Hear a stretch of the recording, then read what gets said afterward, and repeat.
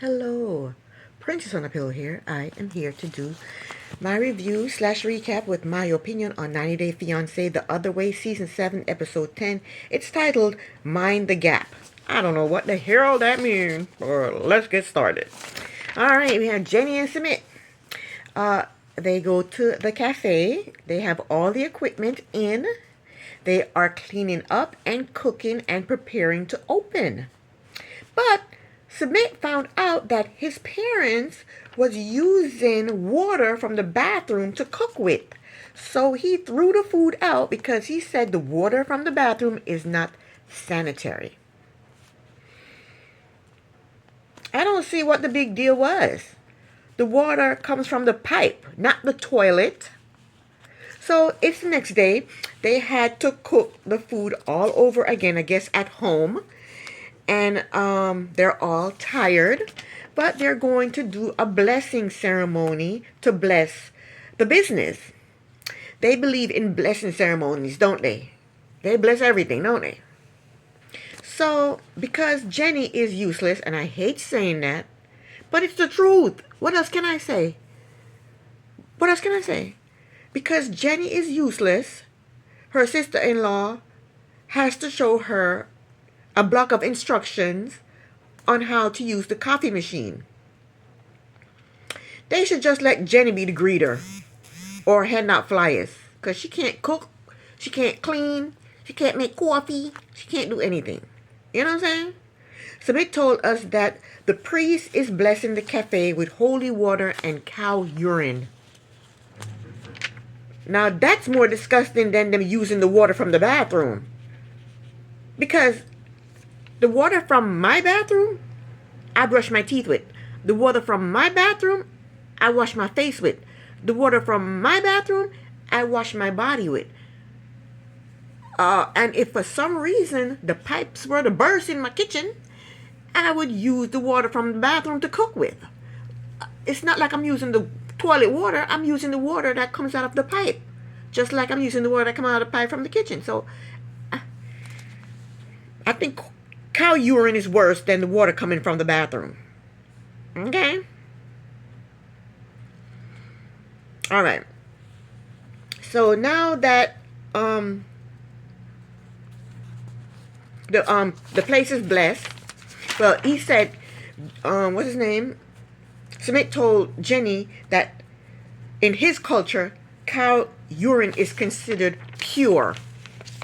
Because we get milk from the cow, and the milk is the mother, the cow is the mother, and whatever, Sumit. So after the cafe is blessed, the mother and sister-in-law handed out samples to the people in the square. All Jenny did was stand there with her arms folded like this, watching. That's all Jenny did.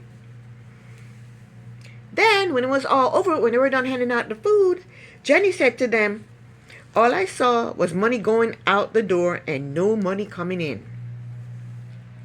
Jenny said they were not handing out samples, they were handing out large plates of food. The sister-in-law and Sumit reassured Jenny that all will be well. In her confessional, Jenny said these people are delusional. She said they had to throw food out yesterday, and today they're handing out free food. She said they will never make money, and they will be stuck living with the parents forever. Poor Jenny. That was the end of Jenny and Sumit. Let's move on to Dylan and Patia. I can't stand Dylan. I cannot stand Dylan. I ain't, just for the record. So they go shopping for furniture. But Patia is looking at sectionals that cost over $2,000. But Dylan only wants to spend $1,000. Dylan told her he wants to buy a sofa for $1,000 and spend the rest of the money towards her debt. Dylan is an asshole. Okay? He can't afford to spend $2,000 on a sofa, and that made him feel insecure, so he decides to bring up her debt. That's what I think happened there. Because he got cameras in his face, and he doesn't want the world to know that he can't spend $2,000 on a sofa. He can't afford to spend $2,000 on a sofa. In his confessional, He's talking about her credit and her debt and how much money she spends on clothes. But he already knows this about her. And he's still with her. He knows that she spent a lot of money on everything. Everything she buys is expensive. He knows this about her. So why is he belly aching about this now? He's been with her for years. He's at a furniture store asking her about her financial situation. Why didn't he ask her about this before she moved to Australia? Why ask her about this in a furniture store? Why not wait till you get home to talk to her about this? Dylan is an asshole. Anyway, she told him that she is $20,000 in debt and she has 5 credit cards that are maxed out. And Patia blames Dylan for her being in debt. Because when she moved to Thailand, she got rid of all her stuff in the States and moved to Thailand. And then when he dumped her in Thailand, she moved back to the States and to start all over again. So she said he is the reason she's in debt. Dylan told her he'll take some of the blame for her being in debt, but not all of the blame. He said that was 4 years ago. And in 4 years, she's been working. She's been dancing. She should have been out of debt by now. That's what he says. I say again, he knows this about her. But still, he invited her to come live with him in Australia. Dylan said he owns properties, and Tia wants him to sell one of the properties to pay off her debt, since she's blaming him for her being in debt. Dylan doesn't want to do that. He told her the reason why he hasn't proposed yet is because she's in debt. He's full of shit. He did propose to her before, and she was in debt when he proposed to her before. But he got pissed at her for some reason or other and took the ring back. So he did propose to her before when she was in debt. So don't use that excuse, I'm not going to propose to you because you're in debt. Dylan does not want to marry this girl or this woman. If he wanted to marry her, he would have been married her years ago. He's been knowing her for 12 years. But he just keeps harping on about her spending. But I don't want to hear it because he has known her for over 12 years and he knows that this is who she is. This is what she does. As far as I'm concerned, he has 2 options. Dump her or he can just shut the hell up. That's the end of Dylan and Patia. Next up, we have Greta and Matthew. And for the record, I can't stand that damn Greta. Okay? Greta goes to tea with Matthew's mother, grandmother, and brother-in-law fiance. And they're being so nice to her. The mother told her she can stay with them forever. For as long as she wants to.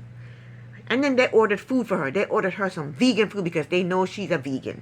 They're being so sweet to this heifer. Matthew's mother told Greta that she is Matthew's soulmate. You ain't gonna think that when you see this, when you watch the show and see how horrible she treats Matthew.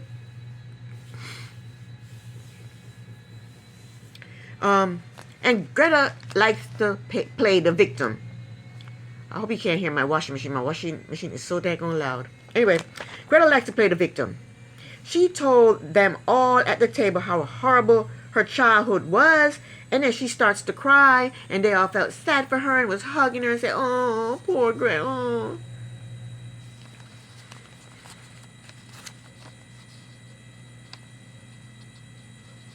So they start talking about children. And Greta told them that she may not want children. And it got quiet. She knew she effed up. When she told them that she don't think she want kids, she knew she effed up because they got quiet. They were looking at her like, what? You can tell the mother and the grandmother was not happy about that. Then Greta realized, when she realized she messed up, she started to backpedal. She goes, well, maybe I don't want kids now, but maybe I'll want them later. I can't wait for her to tell Matthew that she don't want kids and see how he reacts to it. I hope he dumps her and sends her right back to the States. So next, Greta and Matthew, they went to look at some pigs and then they went to pick some apples. And everything is going well.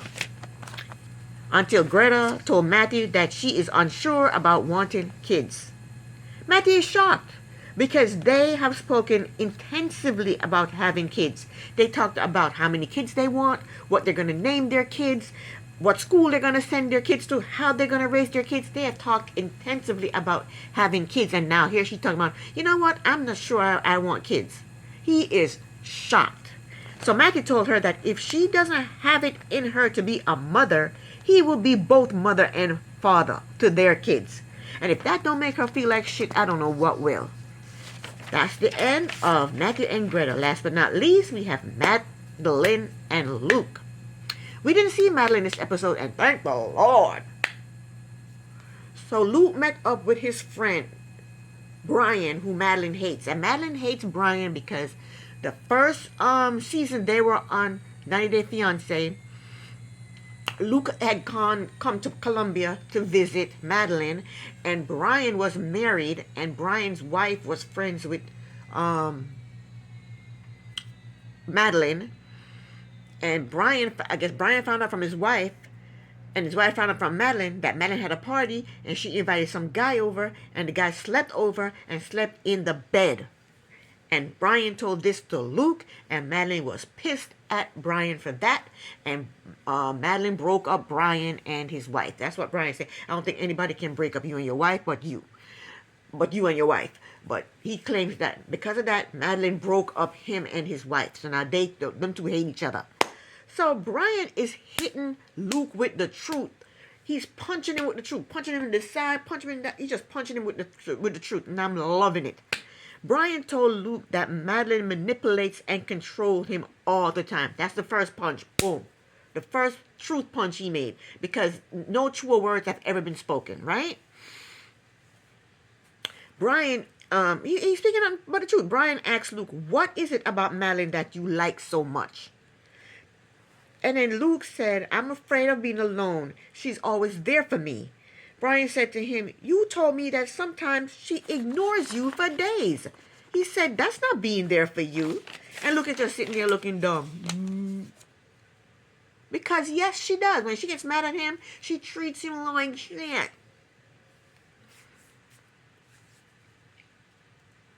Luke basically said that it's good with Madeline when life is amazing. When everything is good with her, life is amazing.